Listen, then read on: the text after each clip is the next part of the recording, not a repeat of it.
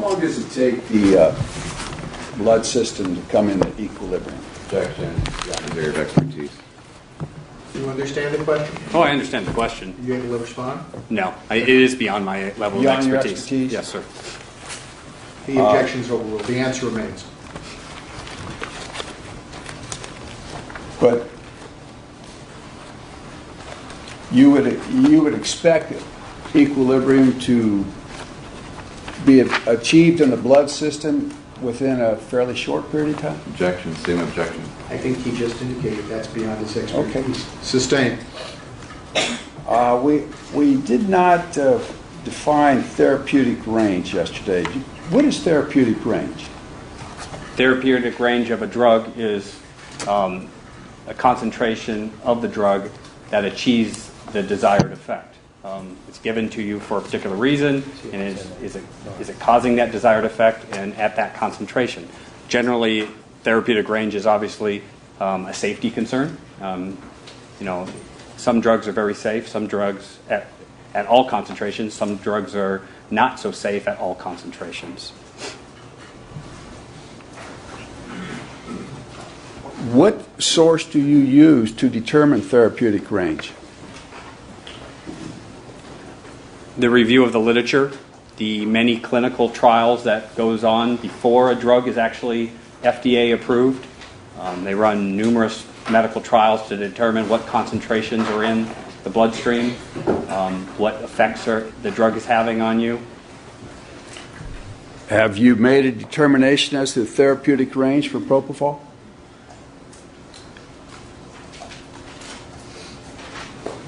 The literature has a lot of information about propofol and the ranges that it provides. There is no real... I think the question could be answered yes or no. Have you done it? I've looked at a lot of literature, yes. And have you made a determination as to the therapeutic range for propofol? You can't make one. Does the amount of propofol relate in a person's bloodstream relate to the degree of sedation? Objection. Beyond area of expertise. Is it? It's starting to get beyond my level. I mean, an anesthesiologist would be better. Okay, so you really can't answer the question as to therapeutic range for propofol. In relationship to behavior, no. Okay, what about the therapeutic range for lorazepam? In evaluation of decedent population and what I commonly see, I can comment on that. You can or can't? Can. Yeah, what is the therapeutic range for lorazepam? It typically ranges from, on average, about, 100 to 200 on average, nanograms per milliliter, excuse me. So that'd be a point, if we use it, micrograms per milliliter, as you've indicated on,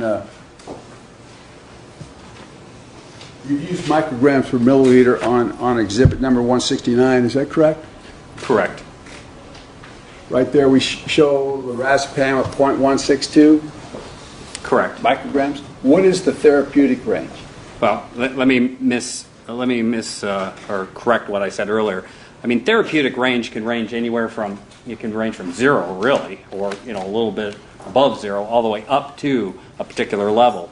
Typically, the literature suggests, on average it can be 180 area or 0.18. It can range up to easily 0.2, 0.3 area. But after that, it starts to become a little dangerous in regards to decedent population interpretation. I was asking what the range is. Like, is it from point, as the terms that you use up here, would it be like a 0.04 to a 0.24? I'm not going to give you specific ranges. I can't give you an exact number because everybody tolerates drugs a little differently. Okay. A prescription for lorazepam usually involves one pill, 2 milligram pill, doesn't it? Again, it's prescribed in several different milligram sized pills, and it really depends on the patient that it's being prescribed to. Can I approach the witness, Your Honor? Yes. I'm going to show you People's Exhibit number 107, which is a lorazepam bottle.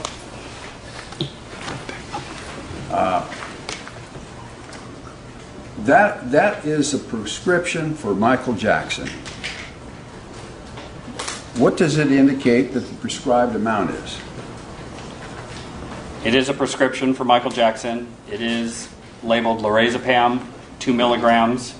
Take 1 tablet by mouth at bedtime as needed for insomnia. And that 1 tablet by mouth, what type of blood level would that achieve? A single 2 milligram tablet? Yes. I don't know. You indicated yesterday that the 0.16 level that he's got here would indicate approximately 11 milligrams? According to the calculations, the quick calculations that I made, yes. So that would be maybe 5.5 of these pills? Or were your calculations related to IV? No, the calculations were based on, or regardless of route of administration. It was a totality of drug that would have made that blood value. Well, if you use IV, if you go IV, you get a higher percentage of the drug in the system, don't you? Objection vague as in the system, beyond his area of expertise. Sustain. Do you not know what I mean? I'm listening to the sustain. Okay. So Just re-ask the question in its entirety, please. What is the bioavailability of lorazepam? Do you, that I don't know.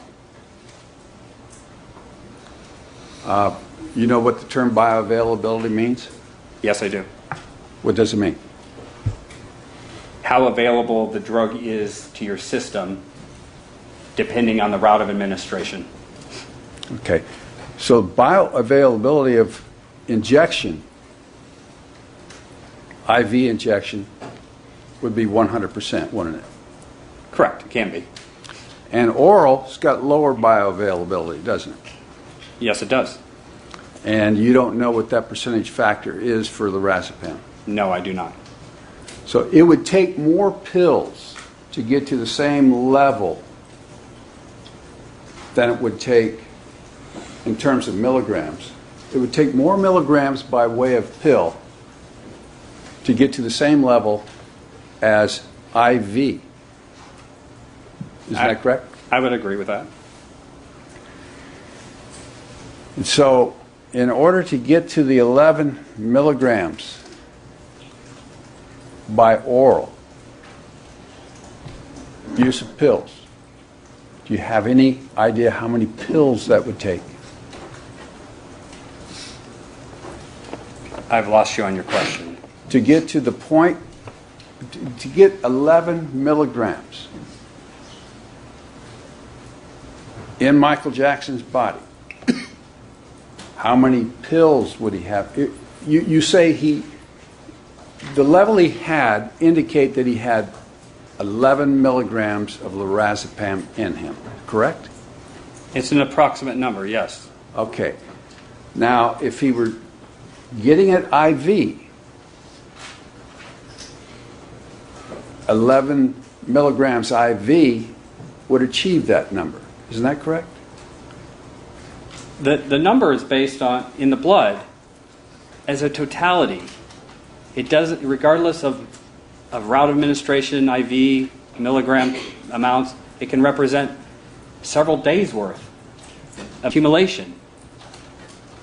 I can't testify at all, or I don't feel very comfortable testifying at all, in regards to how he achieved this level in the blood based on your dosing schemes. So you'd have to take into consideration time of dosing. You're going to have to take a lot into consideration. What else other than time of dose and amount of dose would you have to take into consideration? Well, again, as I said yesterday, assumptions being made. You're starting to get very deep into pharmacology, which I don't have a thorough background in, and I would rather leave it for the many experts that's going to march up here after me to talk about pharmacology. So you're not qualified to answer that question? I prefer not to, no. Okay. Are you comfortable with discussing ion trapping? Other than explaining what I typically see in my coroner's casework, to that degree, I have a sense of it, I know about it, and I have experienced it. Do you have a sense of it with respect to lidocaine? Yes, I do. Because you've read Dr. Schaefer's report, is that correct? Oh, it goes beyond that. Okay. What do you know about ion trapping with respect to lorazepam? Other than lorazepam's a basic drug, and it would behave very similar to all the other basic drugs, such as propofol and other drugs that I'm familiar with. Wouldn't it have a little bit of difference from propofol and lidocaine in that lorazepam is not subject to redistribution? Objection beyond his area of expertise. If you understand and are able to answer, fine. If not, tell us. It's starting to go beyond. Okay, so you wouldn't know anything about lorazepam and post-mortem redistribution? I'm not prepared today to talk about lorazepam and postmortem redistribution. Okay, but you would agree that a drug that is not subject to post-mortem redistribution is not going to be subject to ion trapping in the stomach? That's not true at all. If a drug was subject to ion trapping in the stomach and not subject to post-mortem redistribution, you couldn't take it orally, could you? Objection beyond his area of expertise. Calls for speculation. Are you able to answer? Those two terms, postmortem redistribution and ion trapping, have nothing to do with each other. Well, for ion trapping in the stomach, you have to have a way of getting the drug in the stomach, don't you? You have to have it available. And post-mortem redistribution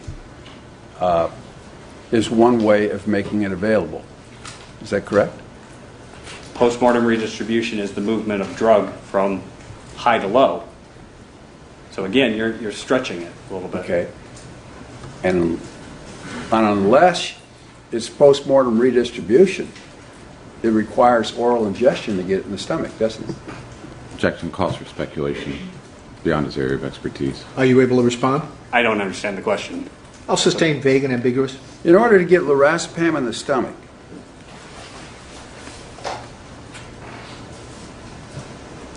do you know of another way other than post-mortem redistribution or oral ingestion? The only way that you can get it in the stomach is through oral administration or ion trapping. It's not postmortem redistribution. So you will agree that it does not come into the stomach by way of post-mortem redistribution. That's correct. Now, ion trapping, how does that occur without the drug getting into the stomach? Could we define the term first? Ion trapping? Yes. Can you define that term? I don't necessarily know if I can define it that well.